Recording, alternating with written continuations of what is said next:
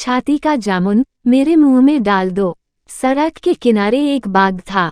उस बाग में 2-3 जामुन के पेड़ थे। जामुन के पेड़ के नीचे 2 आदमी सो रहे थे। इधर उधर तमाम जामुनें टपकी पड़ी थीं। एक जामुन एक आलसी के सीने पर पड़ी हुई थी। आंख खुलते ही उस आलसी को लगा कि छाती पर कुछ पड़ा है। उसने थोड़ा सिर उठाकर देखा तो सीने पर एक जामुन दिखी। अब तो जामुन की गंध उस आलसी को बेचैन करने लगी। सीने पर पड़ी हुई जामुन को खाने का उसका बड़ा मन कर रहा था।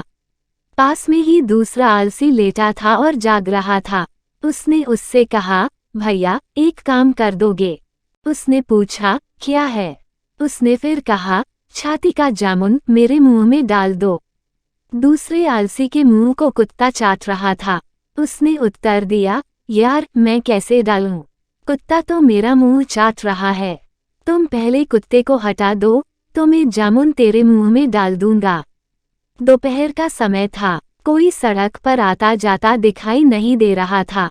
थोड़ी देर में उसे एक ऊंट लाते हुए उवरिया आता दिखाई दिया। जब वह करीब आया तो उसने लेटे लेटे टेढ़ा मुंह करके आवाज दी, ओ ऊंट वाले भैया जरा एक बात सुनना। ऊंटवरिया ने समझा कोई बेचारा आवाज लगा रहा है, चलो देखते हैं क्या परेशानी है।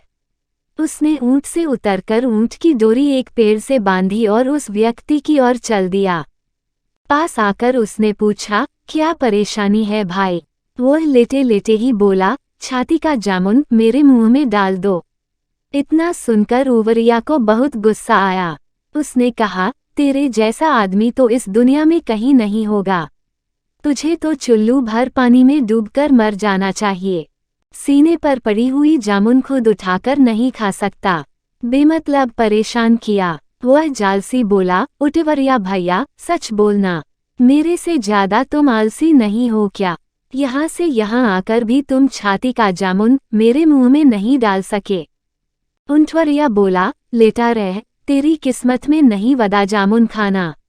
इतना कहकर उसने वहीं से 2-3 साफ सी जामुन ली और मुंह में डालकर चबाता चला गया। वह आलसी लेटा लेटा ऊंटवरिया को जामुन खाते देखता रहा और छुप के घूंट लीलता रहा। रास्ते भर उवरिया सोचता रहा कि ऐसे भी आलसी है इस दुनिया में जो दूसरे से कहे, छाती का जामुन मेरे मुंह में डाल दो।